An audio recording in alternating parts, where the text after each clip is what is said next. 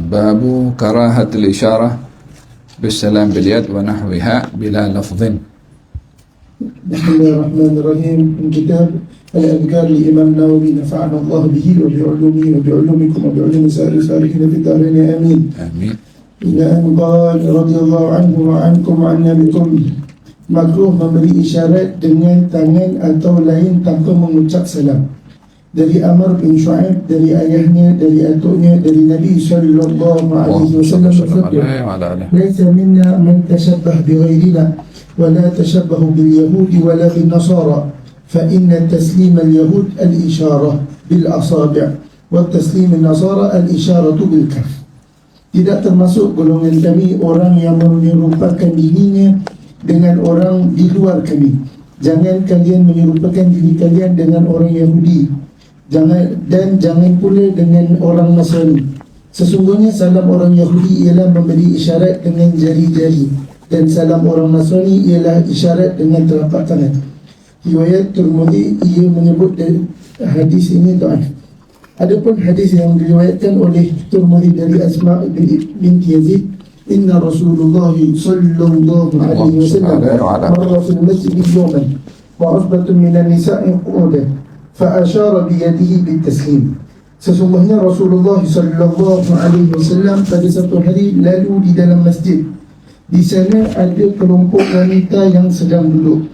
Nabi sallallahu alaihi wasallam memberi salam dengan isyarat tangannya kepada mereka. Tirmidzi menyebut bahawa hadis ini adalah hasan. Mungkin maksud Nabi sallallahu alaihi wasallam memberi salam kepada mereka dengan mengucap lafaz salam dan langsung memberi isyarat dengan tangan. Hal ini dikuatkan oleh hadis riwayat Abu Daud dari Asma binti Yazid seperti hadis di atas dengan dikasih yang berbeza. Pada riwayat Abu Daud ini disebutkan maka ia Nabi SAW memberi salam kepada kami. Naam. Bismillah walhamdulillah wassalatu wassalam ala sayyidina Rasulillah Muhammad bin Abdullah wa ala alihi wa sahbihi wa man walah wa ba'du. Dalam hadis tadi ada dibahaskan beberapa hal penting. Yang pertama, salam dengan isyarat. Walaupun pada hakikatnya salam itu dengan lisan, kita sudah bahaskan kalau orang salam itu mesti memperdengarkan kepada orang yang kita nak salam kepada dia. Namun hal ini hanya boleh kalau orang itu dekat. Tapi kalau orang itu dalam jarak ke 20, 30, 40 meter, kan? Takkan kita, soalnya ganggu jiran nanti. Kita nak teriak-teriak pasal apa? Faham dong? Jadi kalau kita nak ucap salam kepada orang jauh, macam mana? Sebagian orang hanya bagi isyarat, tapi tak mengucapkan Assalamualaikum. Salam seperti ini hanya bagi isyarat sahaja tanpa diiringi dengan ucapan Assalamualaikum adalah salam yang biasa digunakan oleh orang-orang bukan Islam. Ya, ini hanya bagi isyarat saja macam itu. Biasakan kalau kita jauh dan ingin memberikan salam dengan isyarat tanpa kita berteriak, walaupun kita angkat tangan, tapi Assalamualaikum warahmatullahi wabarakatuh. Dan mereka yang melihat isyarat daripada kita pun juga menjawab Waalaikumsalam warahmatullahi wabarakatuh. Yang kedua adalah dalam hadis ini dinyatakan Nabi mengucapkan salam kepada perempuan. Nabi mengucapkan salam pada perempuan. Dalam hal ini ianya adalah diperbolehkan bila ia boleh menjadi idkhalus surur, masukkan rasa gembira, wa igamatus sunnah, menyebarkan salam, dan juga terselamat daripada fitnah. Dalam kita memberi salam kepada perempuan, pastikan ianya adalah bermotif untuk satu, menyebarkan sunnatus salam. Yang kedua adalah ingin menjadikan idkhalus surur, masukkan rasa gembira dengan mendapatkan pahala. Dan yang penting sekali adalah assalamatu minal fitnah, selamat daripada fitnah. Macam mana selamat daripada fitnah? Jangan mengucapkan salam kepada perempuan seakan-akan kita ada suka pada dia. atau salam kita sebagai pembuka untuk kita nak mula pembicaraan-pembicaraan yang tak boleh dalam syariat. Tapi kalau kita masuk kedai, contohnya, yang jaga perempuan, boleh tidak mengucapkan salam secara umum, Assalamualaikum warahmatullahi wabarakatuh. Tapi mengelak daripada kalau ucapan salam itu yang boleh membuka niat-niat yang tidak baik, maka dalam hal ini tidak boleh kita mengucapkan salam. Faham dong? Dalam hal ini baginda Rasulullah SAW mengucapkan salam an-nisa ramai. Kalau ramai, dia tidak dimaksudkan kepada seorang. Dan lebih selamat daripada fitnah. Berbandingkan salam tertentu kepada seorang, lebih-lebih lagi kalau dia dua-dua masih muda. Berbeza kalau perempuan sudah tua, 70 tahun, 60 tahun, okeylah, nak ucap salam. Dia tak ada sebab-sebab yang lain selain daripada mengucapkan salam kepada sesama muslim. Baik, bergerak. Hukum memberi dan menjawab salam. Hukum memulai memberi salam adalah sunnah kifayah. Jika sesuatu jemaah hendak memberi salam, cukup satu orang dari mereka mewakili yang lain. Sekiranya semua mereka memberi salam, tentu lebih afdal. Imam Al-Qadhi Husain, salah seorang ashab kami, menyatakan di dalam Kitabus Syair,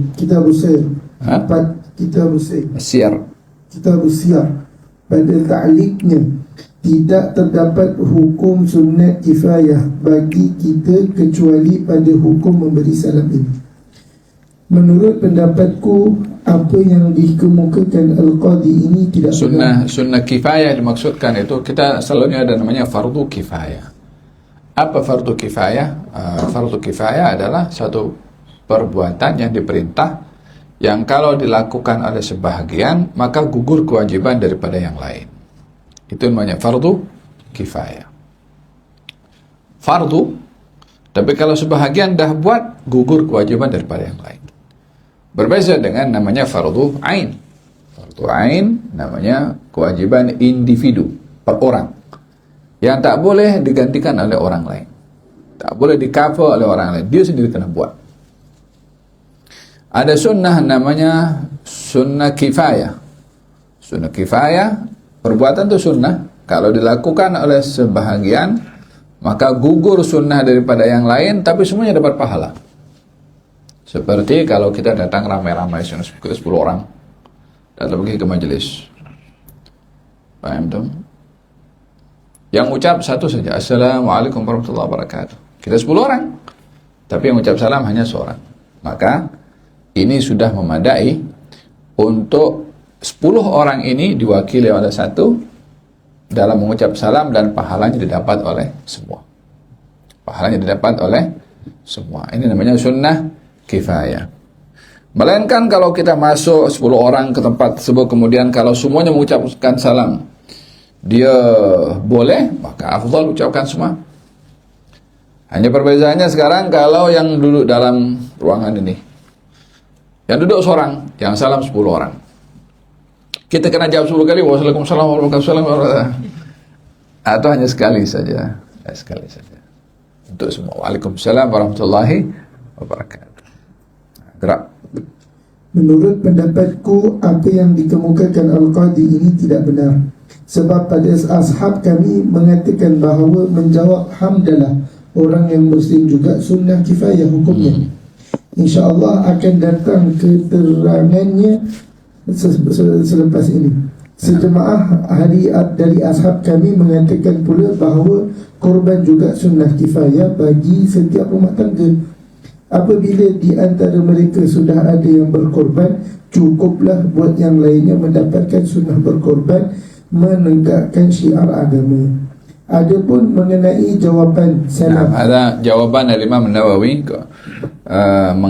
mengcounter atau menjawab kepada pendapat Imam Qadhi Husain yang mengatakan bahwasanya tidak ada dalam kita punya tradisi ilmu yang namanya sunnah kifayah, tidak ada. Tidak ada sunnah kifayah. Apa sunnah kifayah tadi? Kalau ramai-ramai yang melakukan hanya seorang saja. Kena buat semua. Kalau 10 orang datang, harus 10 orang kena salam. Sebab tidak ada namanya sunnah kifayah. Ditentang pendapat ini oleh Imam Nawawi.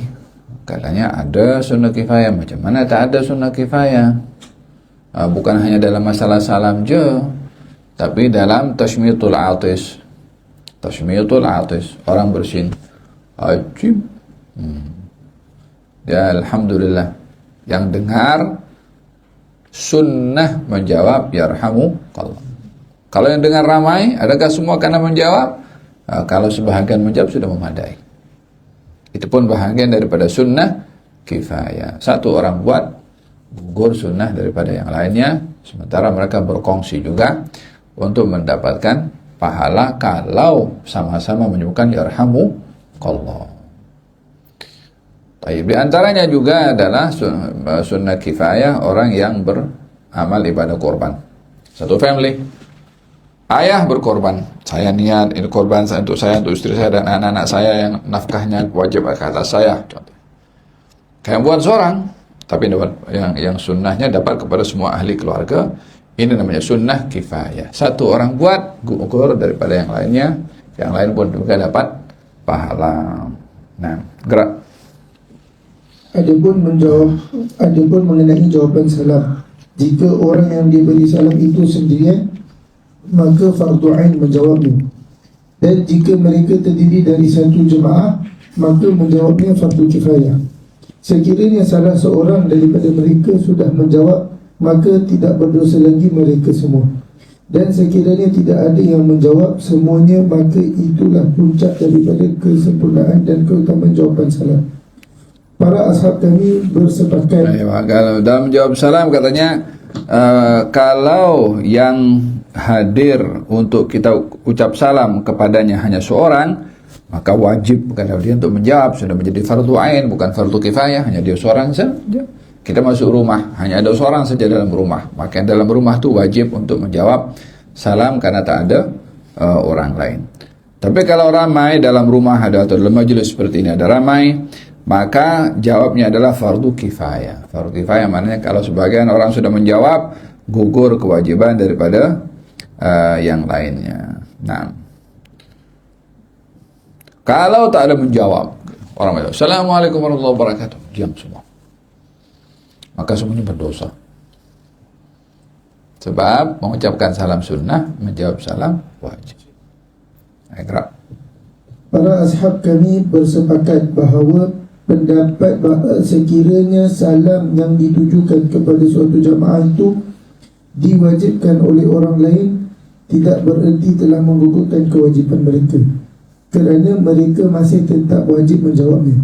Jika mereka mengandalkan jawapan orang lain itu, mereka berdosa semuanya. Dari Ali radhiyallahu anhu, dari Nabi sallallahu alaihi wasallam, yujzi'u 'anil jama'ah yujzi'u 'anil jama'ah idza marru an yusallima ahaduhum wa yujzi'u 'anil julus an yarudda ahaduhum. Cukuplah mewakili satu jemaah apabila mereka berjalan. Satu orang daripada mereka yang memberi salam cukup mewakili sesuatu jemaah yang duduk, salah seorang dari mereka yang menjawab salam. Yang mengucap salam ada ramai, yang datang ramai, tapi yang mengucap salam cukup seorang. Yang hadir ramai, yang wajib menjawab salam juga hanya seorang saja. Ini namanya sunnah kifai bagi yang mengucap salam, dan wajib kifai bagi yang menjawab salam kalau ramai. Gerak. Dari Zaid bin Aslam bahawa Rasulullah sallallahu Dan dianjurkan kalau ramai itu yang mengucap salam adalah orang yang, kalau kita ramai 10 orang ya, kemudian ada ketua di situ. Jangan pandai-pandai anak buah, Assalamualaikum warahmatullahi wabarakatuh. Awak ada ketua, bagilah ketua itu bagi ucap salam, nanti kurang sopan dengan dia punya ketua. Rombongan musafir ada 10 orang, ada satu ketua di situ. Pergi datang ziarah. Siapa yang mengucapkan salam? Bagi dia ketua. Jangan anak buahnya. Tak boleh kan nak buat salam. Kalau ketua tak salam, baru nak buat salam. Supaya tidak mendahului ketua di dalam mengucapkan salam ketika berziarah. Gerak. Dari Zaid bin Aslam bahawa Rasulullah sallallahu alaihi wasallam bersabda, "Idza sallama wahidun minal qaumi ajza'a anhum." Apabila salah seorang dari satu kaum telah memberi salam, sudah cukup mewakili mereka. Riwayat Imam Malik di dalam Al-Muwatta. Hadis ini mursal dengan isnad sahih. Fasal pertama, Imam Abu Sa'ad Al-Mutawali dan lain-lain mengatakan apabila seorang menyerukan salam kepada orang lain, padahal seruan salam itu di balik tenda atau tembok diucapkan Assalamualaikum wahai si anu, atau ditulis surat yang isinya salam seperti Assalamualaikum ataupun Assalamu ala fulan, ataupun diutusnya seorang utusan yang ia pesani sampaikan salam kepada si fulan, maka apabila surat atau utusan telah tiba, wajib bagi yang diberi salam itu menjawabnya. Jadi salam di sini bukan hanya dalam tutur kata, tapi dalam tulisan pun juga, atau dalam pesanan. Mungkin kita tak dengar orangnya, tapi ditulis dalam Facebook, dekat WhatsApp, Assalamualaikum warahmatullahi wabarakatuh. Kemudian bila kita nak jawab SMS dia, kita kena jawab dulu salamnya, Waalaikumsalam warahmatullahi wabarakatuh. Adakah mesti salam atau jawaban salam pada SMS itu dijawab juga berupa tulisan? Ya, supaya yang mengucap salam tahu kalau jawab salamnya dijawab. Adakah memadai dengan dia menjawab salam sendiri? Orang tulis Assalamualaikum warahmatullahi wabarakatuh, apa kabar? Jawabannya saya baik, salamnya tak dijawab. Oh, saya dah jawab dalam masa baca Waalaikumsalam warahmatullahi wabarakatuh. Yang sana kan tak dengar kan? Oleh kerana maksud daripada salam itu memberitahu kalau yang diberi salam tahu, mendengar atau melihat, yang menjawab salam atau yang kepadanya salam dijawab juga tahu, baik itu dalam bentuk tulisan atau dalam bentuk suara. Paham dong? Jadi kalau orang mengucapkan salam dalam tulisan, yang penting salamnya kena betul, Assalamualaikum, jangan askum, atau jangan hanya SLM. Walaupun niatnya, melainkan kalau dia masa tulis tu SLM, ya, Assalamualaikum warahmatullahi wabarakatuh. Langkah baiknya kalau dia tulis lengkap dan sempurna. Nah, atau ada orang pesan, sampaikan salam saya kepada fulan bin fulan. Masa menyampaikan salam itu niatkan dalam sini, dalam hatinya salam, maksudnya Assalamualaikum warahmatullahi wabarakatuh. Sehingga dalam hal ini salam ini cukup bermakna, sehingga kita bukan hanya berhadapan dengan orang mengucapkan salam, tapi kalaupun jauh tak jumpa pun boleh mengamanahkan supaya salam disampaikan. Lihatlah kita kalau orang jumpa orang pergi ke Madinah, sampaikan salam kepada Rasulullah. Tamam. Jika ada pesanan seperti itu, kena disampaikan, dan yang mendengar kena menjawab. Bila ada orang sampaikan kepada kita, fulan kirim salam, menyampaikan salam kepada kamu, alaika wa alaihissalam warahmatullahi wabarakatuh, untuk kamu dan untuk dia salam dari Allah dan rahmat serta barakah. Gerak. Al-Wahidi dan lain-lain juga menerangkan bahawa wajib menjawab salam yang tertulis apabila telah diterima. Nah, dari Aisyah radhiyallahu anha berkata, qala li Rasulullah sallallahu alaihi wasallam, hadha Jibril yaqra'u alayki salam. Qalat qultu wa alayhi salam wa rahmatullahi wa barakatuh. Rasulullah SAW bersabda kepadaku, Jibril mengucapkan salam kepadamu. Aisyah berkata, aku menjawab wa alaihi salam wa rahmatullahi wa barakatuh. Riwayat Bukhari dan Muslim. Demikian redaksi kalimat yang terdapat pada sebahagian riwayat Bukhari dan Muslim, sedang pada sebahagian lainnya tidak disebutkan wa barakatuh. Pada riwayat Tirmidzi katanya wa barakatuh memang ada. Tirmidzi menyebutkan hadis ini hasan sahih. Disunatkan pula berkirim salam kepada orang yang berada di tempat lain. Ya. Gerak. Fasal kedua, apabila seorang berkirim salam kepada seseorang, maka berkatalah utusan pembawa salam, si fulan yang menyampaikan salam kepadamu. Wajib bagi yang menerima salam itu menjawab dengan segera, sebagaimana telah kami terangkan sebelumnya. Bagi yang menerima salam, wajib menjawabnya. Disunatkan pula berdoa untuk pembawa salam sehingga jawapan berbunyi wa alayka wa alaihi salam. Dari Jadi orang yang sampaikan salam, fulan sampaikan salam kepada kamu, kan dia menyampaikan salam, dia mengucapkan salam kepada saya, kemudian saya kena jawab salam kepada dia, ya kan? Tapi yang jadi sebab salam itu sampai kepada saya si fulan, takkan yang pembawa salam ini yang jadi sebab dia dapat pahala, kita dapat pahala, dia tak diberi pahala. So, sampaikan alaika wa alaihi assalam warahmatullahi wabarakatuh. Gerak. Dari Ghalib Al-Qattan, dari seorang lelaki, ia berkata, ayahku menceritakan kepadaku dari datukku, ia berkata, ba'athani abi ila Rasulullah sallallahu alaihi wasallam faqala itihi faqra'i alaihi salam فقرئه السلام فأتيته فقلت إن أبي يقرئك السلام فقال عليك السلام وعلى أبيك السلام. Ayahku mengutusku untuk menemui Rasulullah sallallahu alaihi wasallam. Ia berkata, alaika wa ala abika salam. Dua kali ambil. Di sini punya alaika wa ala abika salam.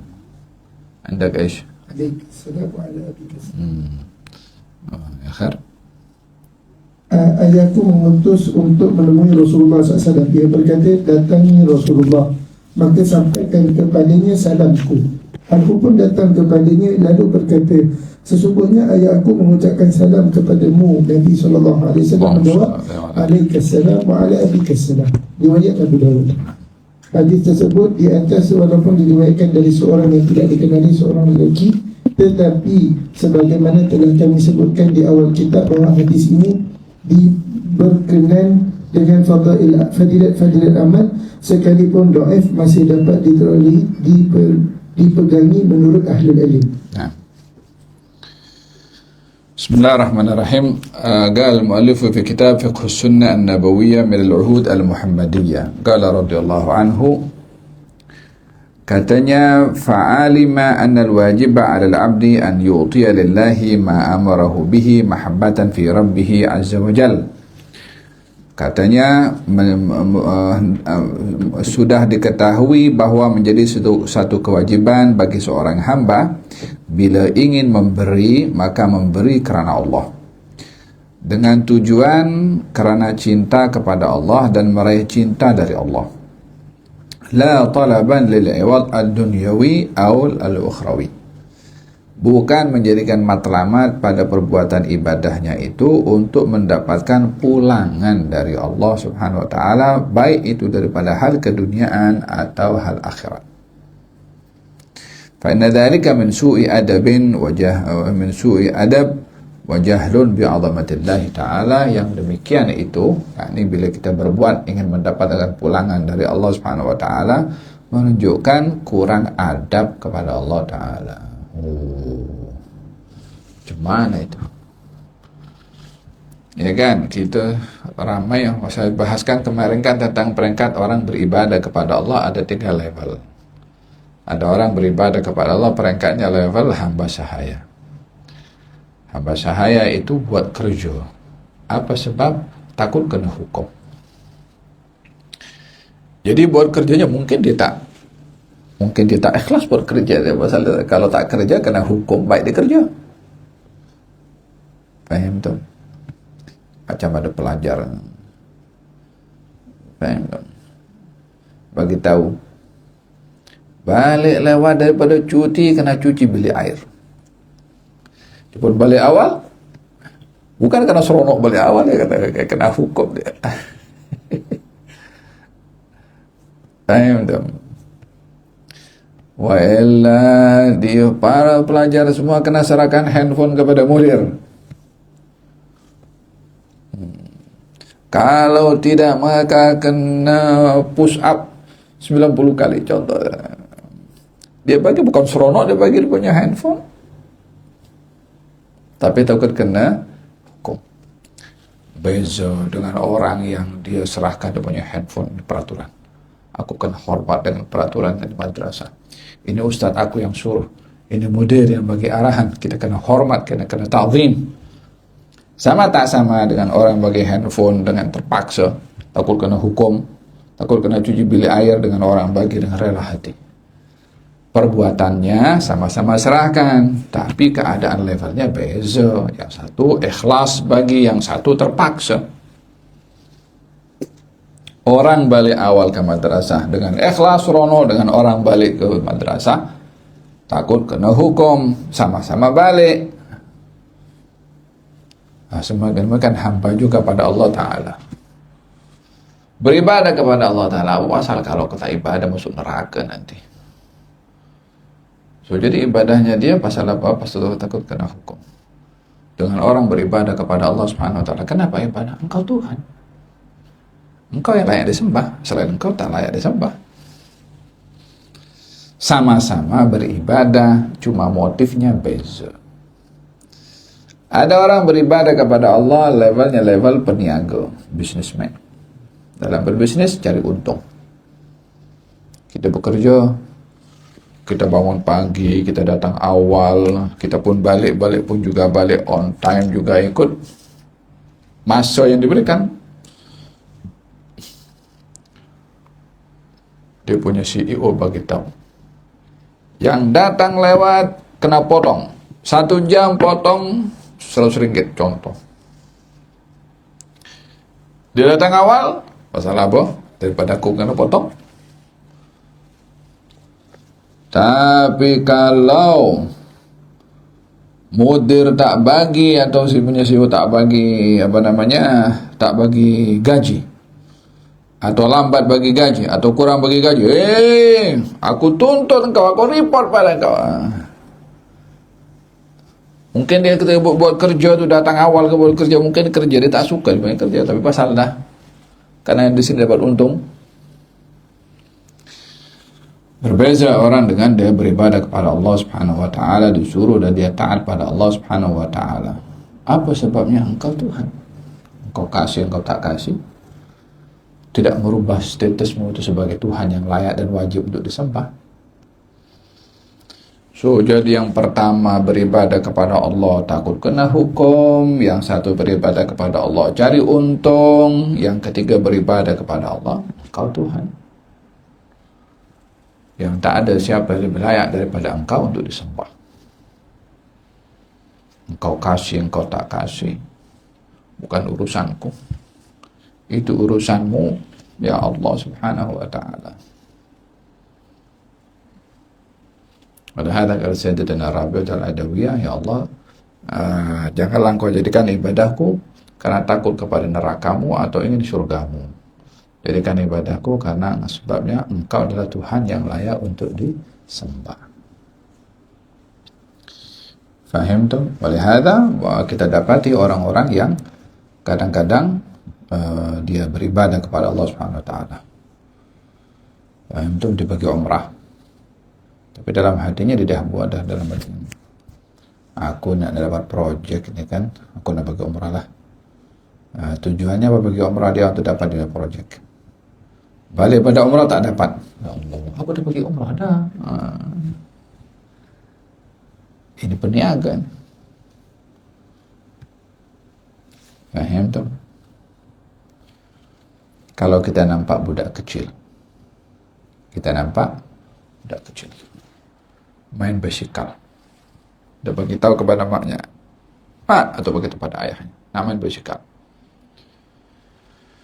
Di mana? Di jalan raya, maka tetap boleh.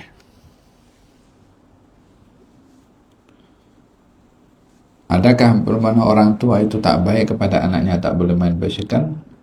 Tidak, dia risau itu kalau apa-apa jadi di jalan raya, boleh masuk longkang ke, kena kereta ke, kan? Budak itu tak pikir itu semua, yang penting dia nak seronok main je.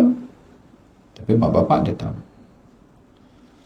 Ada kalanya anak itu dilarang oleh orang tua demi kebaikan anak tersebut, ada kalanya diberi, walaupun anak itu tak mau. Anak demam, ada kasih ubat anak buat. Mak bapak punya 1001 cara nak bagi nak bagi ubat. Satu sudu ubat, satu sudu gula-gula. Bagi itu suruh buka mulut, sudu gula-gula. Dia buka mulut masuk ubat.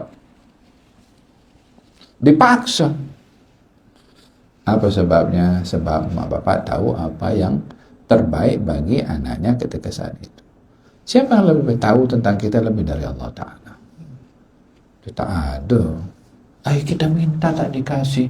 Samalah dengan budak tu yang tak nak minta main tepi jalan dengan basikal, tak dikasih dengan mak bapaknya. Kan justru mak bapak yang baik seperti itu karena khawatir anak itu tergelincir. Budak itu tak nak minum ubat sampai menangis, dia dipaksa juga dikasih. Iya. Kalau tak dikasih kan makin sakit.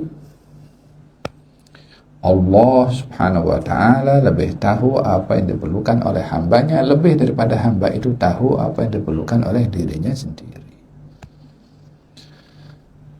Padahal kita hanya menjadi hamba yang bersyukur, redha, pasrah, terima apa yang datang dari Allah subhanahu wa ta'ala. Kita tak punya kuasa untuk tentukan Allah, atau menilai kepada Allah, atau menghukum kepada Allah ta'ala.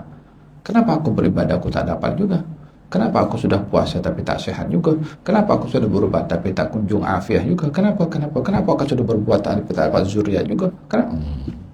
Soalan-soalan seperti ini dia menghukum kepada Allah Ta'ala. Fahim dong? Wa kun radin bima qaddara al-mawla wa dabbar wa la taskhar qadallah rabbil arsyil akbar. Nah, katanya fa akhrij ya akhi zakataka. Ini merujuk tadi ya, nak berbuat sesuatu ibadah karena Allah Ta'ala untuk meraih redha dari Allah Subhanahu Wa Ta'ala, bukan mendapatkan pulangan. Walaupun betul Allah menjanjikan pulangan, ya kan? Barang siapa bertakwa kepada Allah akan dimudahkan urusannya. Barang siapa bertakwa kepada Allah akan diberikan rezeki oleh Allah Ta'ala, ya kan? Kita diminta minta ya Allah jauhkan daripada saya penyakit sedih dan penyakit stres. Ya, kita minta kepada Allah SWT. Tapi kita bukan punya kuasa minta kita itu dalam bentuk perintah. Permintaan kita dalam bentuk harapan dan doa, dalam bentuk rayuan, terpulang kepada dia nak kasih tak kasih. Kalau kita mempertikai kepada Allah, aku dah minta kenapa tak dikasih? Awak yang Tuhan kalau begitu.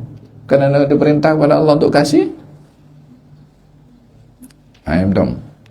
Kalau kita meminta, merayu, mengemis kepada Allah Subhanahu wa ta'ala, dan Allah kalau memberi maka sebagai satu anugerah dan sifat pemurahnya. Kalau tidak memberi, ada hikmah yang Allah Subhanahu wa ta'ala mahukan kepada hambanya.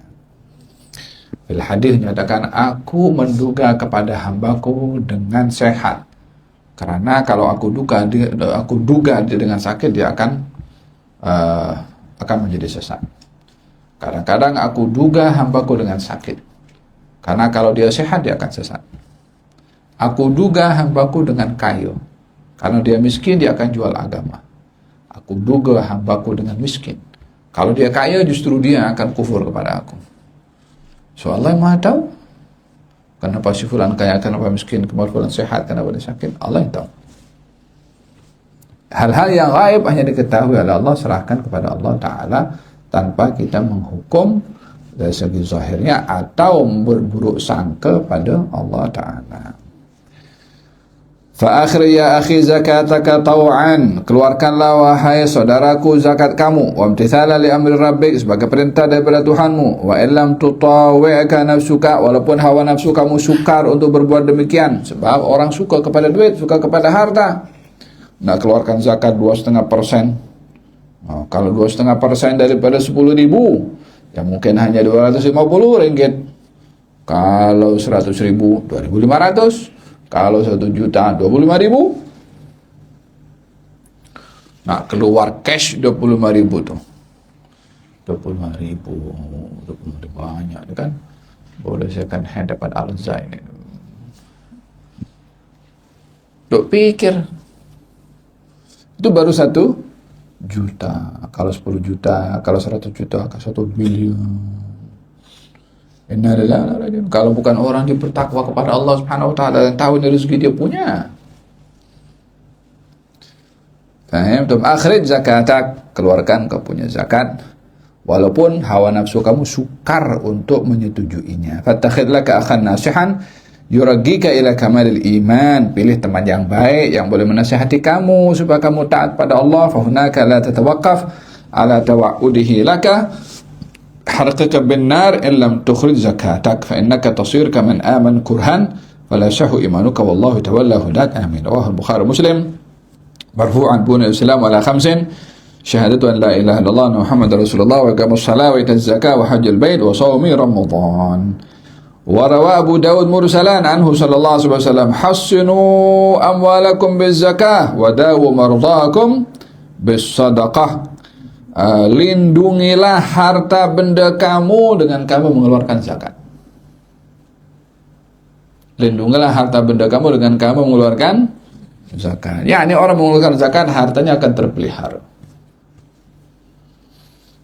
Baru-baru ini ada kelas dengan Syekh Usama Sayyid Wazir Al-Awqaf, menteri di negara Mesir. Dia pensyarah dulu di Azhar, dan ini cerita ma'ruf di Hadramaut. Ada seorang namanya Sayyid Aqil. Dia ada bisnis gula, ekspor impor. Dan dia adalah orang yang patuh dan taat kepada Allah atas harta bendanya. Jadi hartanya yang wajib keluar zakat dikeluarkan zakat. Sehingga satu hari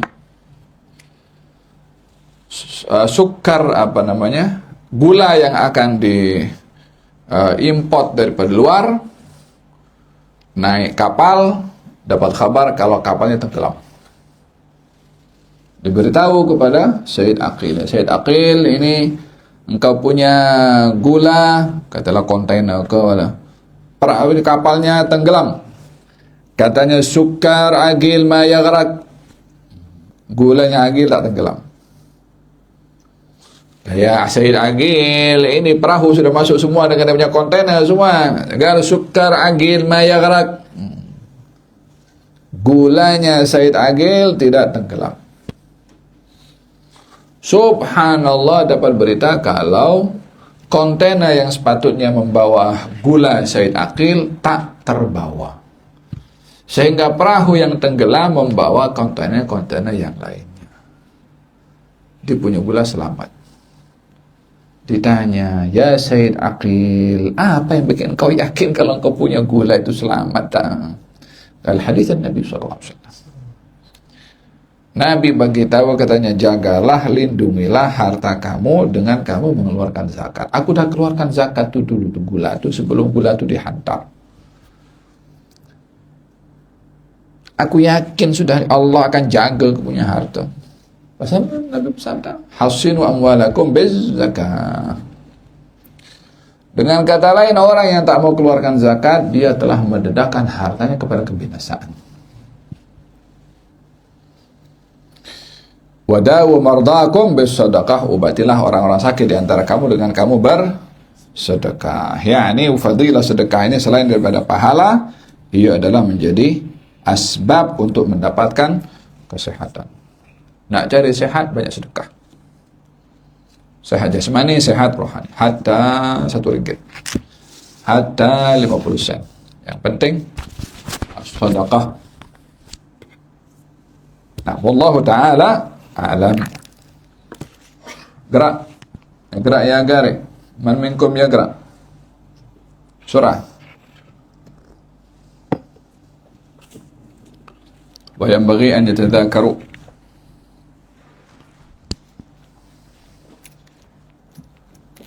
Bismillah. Bismillahirrahmanirrahim. Ketujuh. Tazkiratul Sami'. Ahad bergerak wala. Kalau diperintahkan baca cepat semuanya. Allah bismillah.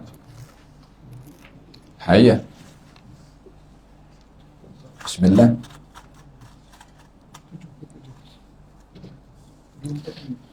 Patutnya sudah tahu di mana wakaf semalam tu. Mahal ya'rif, gerak ya Mahfud. Bismillahirrahmanirrahim. Yang mana seorang itu menyuruh orang lain bangun daripada tempatnya adalah sengaja bersisa-sisa dengannya. Sekiranya ada orang yang mengutamakan akan duduk di tempatnya, Yanbaghi an yatadhakara muwadhibu majlisah. Anjuran untuk bertadzakur.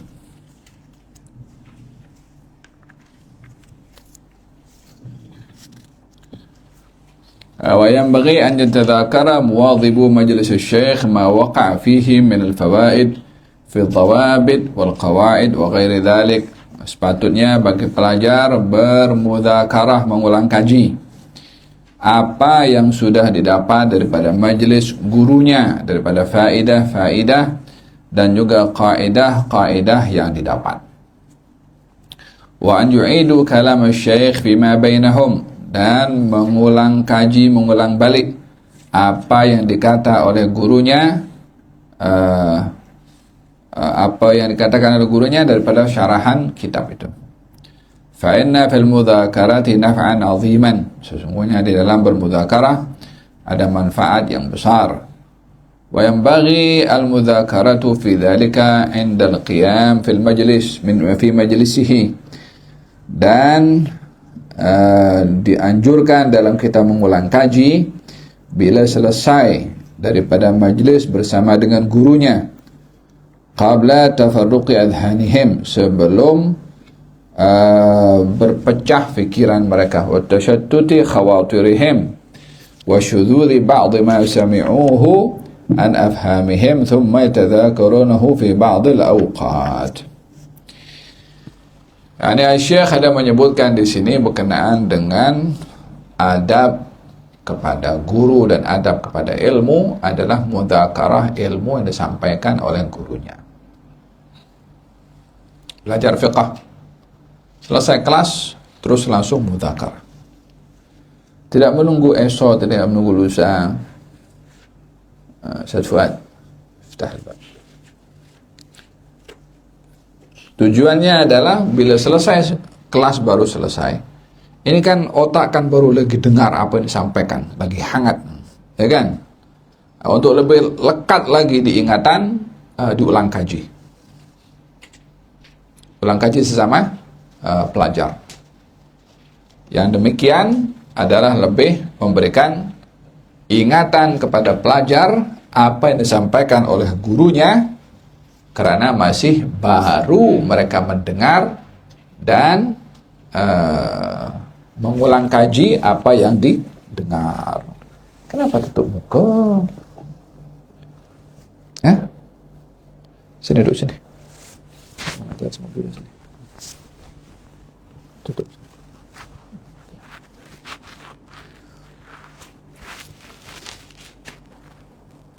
Nak kopi.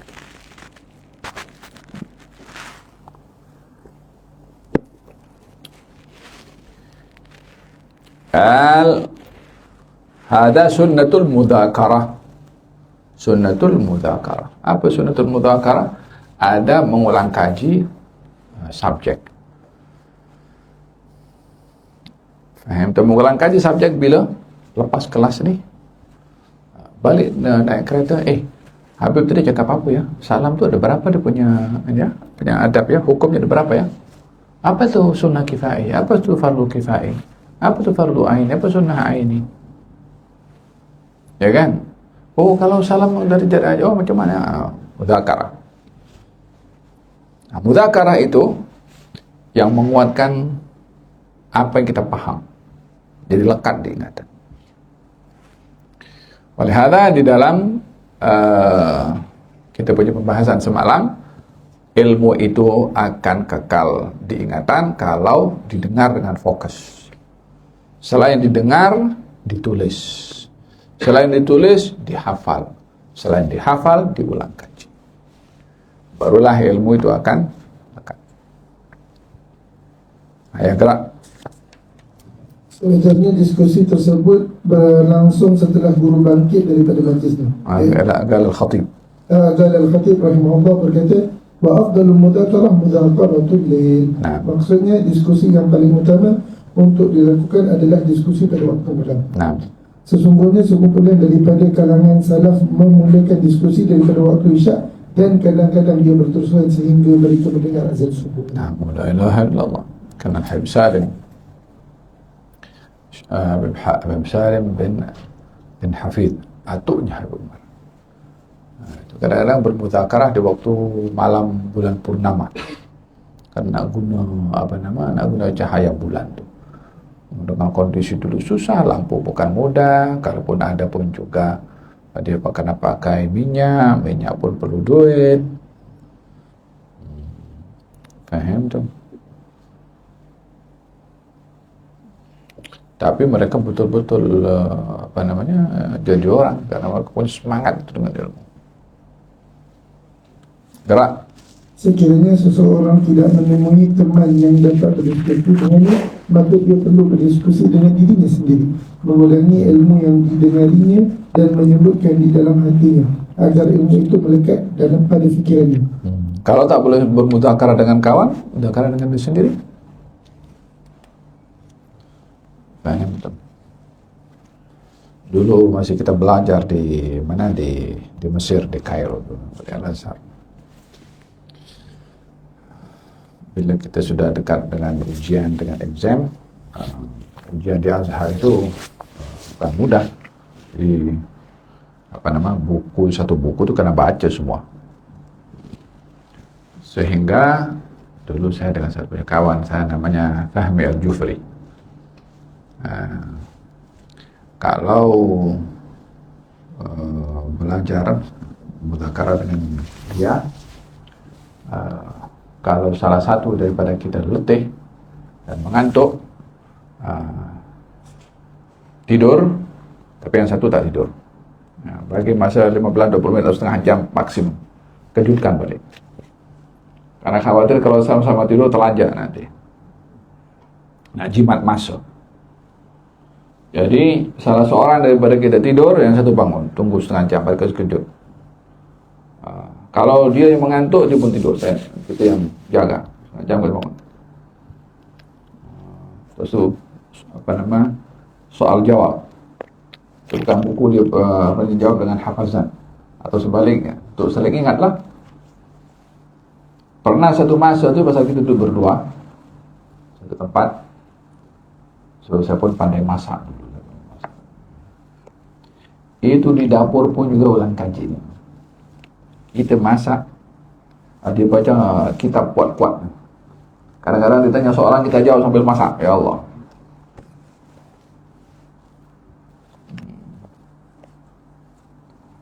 Manjada, yang sungguh-sungguh dia dapat. Kalau dia malas, awak bagi soalan susah-susah. Kalau mudah 1 tambah 1.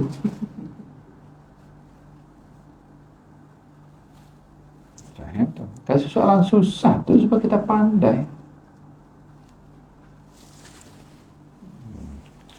Gerak. Sesungguhnya melakukan penggulungan di dalam hati sama seperti melakukan penggulungan di atas lidah. Alangkah sedikitnya orang yang berjaya dalam menuntut ilmu yang hanya menghadkan pemikirannya dan pemahamannya di hadapan gurunya sahaja.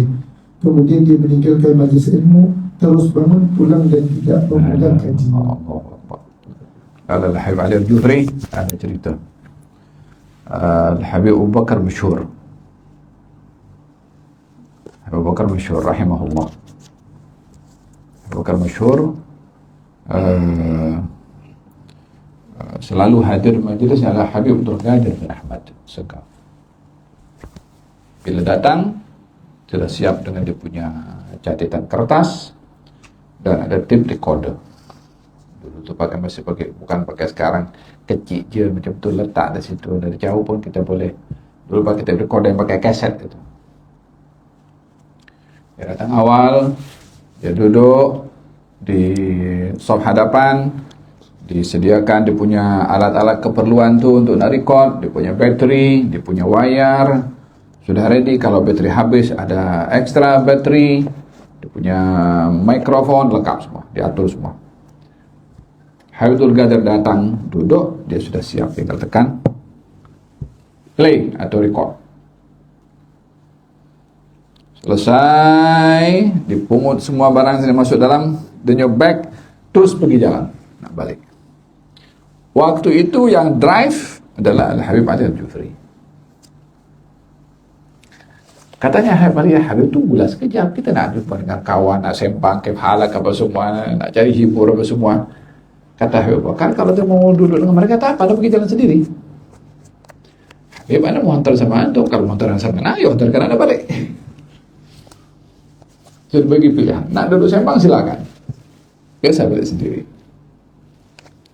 Kata Habib Ali, saya ingin tahu kenapa ini Habib Abu Bakar terus nak balik. Setiap kali itu pas. Sekali waktu dia beranikan diri tanya, Habib kenapa nak balik terus? Syuf ya waladi, kita masa dengar Habib Abdul Qadir bin Ahmad ini menyampaikan ilmu. Ini mutiara semua. Masuk dalam hati. Bila selesai orang sembang, orang ketawa, orang gelah, orang gurau semua, hilang ini semua nanti. Dan saya tak mau itu hilang. Nak bawa balik itu nur sampai ke rumah tenang pikiran. Walihada dikatakan, duduklah kamu dengan para ulama, rapatkan lutut kamu lutut dengan lutut mereka, karena Allah akan menghidupkan hati dengan cahaya ilmu para ulama, umpama menghidupkan tanah dengan turunnya air hujan. Kalau kita ini dibuka oleh Allah SWT, sudah mata nih, tengok apa yang didapat oleh orang belajar ilmu, tak ada yang nak pergi cuti balik rumah. Tak seronok cuti. Akan duduk, kalau boleh tak mau tidur, kalau boleh tak mau tidur. Karena seronok dengan ilmu. Tapi rahmat Allah Subhanahu wa taala tak dibuka itu semua. Kalau tidak nanti tak ada orang makan, tak ada orang nak pergi kawin pun juga. Itu ada ulama yang al-ulama al-uzzab alladzina atharu al-ilma ala zawaj. Ada orang yang habiskan masanya dengan ilmu sampai menunda untuk berkawin. Bukan tak nak kawin, tapi tak berkesempatan untuk berkawin, ajal sudah tiba. Seronoknya dengan ilmu itu lebih seronok daripada kawin. La ilaha illallah. Kita nak sikit saja kalau itu pelajar-pelajar kita dengan punya semangat, punya ilmu kan. Kalau ada satu Habib Abdullah bin Husain bin Tahir, anak saudaranya namanya Al-Habib Abdullah bin Umar bin Yahya. Abdullah bin Umar bin Yahya ini orang kata kutu buku. Tak boleh nampak buku. Mesti kalau nampak buku akan dibaca dan tak akan berhenti kecuali habis. Sampailah satu ketika beliau berkahwin. Dia punya khal, saudara ibunya, nak bergurau. Aku nak kacau malam pertama ini anak saudaraku. Kacau macam mana? Diletakkan ada buku baru, diletakkan di laluan, dia nak masuk pergi bilik. Setelah akad semua selesai, dia nak masuk pergi bilik, nampak ada buku. Buku baru. Masuk dalam bilik, pegang itu buku sampai subuh baca buku. Sampai selesai. Esok hari ditanya, apa yang dilakukan semalam? Baca buku. La haula wala quwwata illa billah, baca buku. Kita kalau tak boleh dapat 100% macam beliau, 1% pun jadi, 1% saja. Jangan sampai tak ada sama sekali. Nak balik pergi madrasah macam nak balik penjara lagi. Jumpa lagi dengan Ustaz Fuad lagi, kena halu pun nak bangun pagi-pagi, kena nak jumpa pergi rawhah lagi pun nak bangun. Idza adhaba al-matlub istakhaffa ma badal. Kalau yang dicari itu orang sesuatu yang berharga, apa saja dikorbankan. Paham dong? Kita mau itu semangat itu pada pelajar-pelajar kita nih sikit saja. Wallahi tak ada yang lebih aziz, yang lebih berhak. La pangkat, wala dunia, wala kapal terbang, wala helikopter, wala apa. Kemudian akan nampak betul-betul macam mana derajatnya ilmu itu nanti.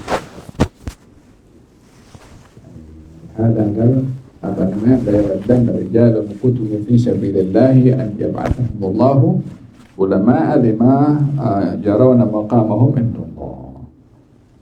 Di hari kiamat nanti para syuhada itu kalau boleh aku nak balik dunia lah. Tak jadi orang alim je.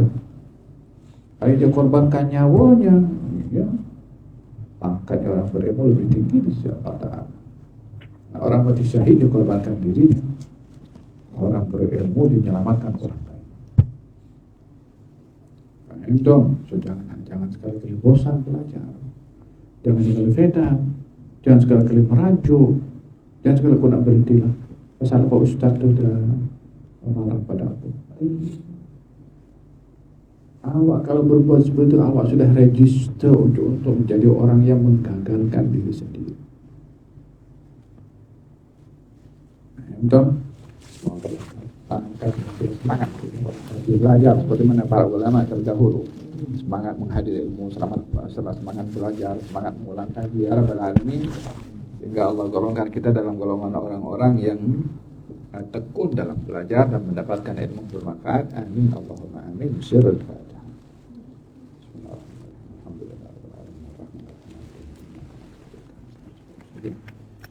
Bismillahirrahmanirrahim. Rabbil alamin rabbana fa'na bima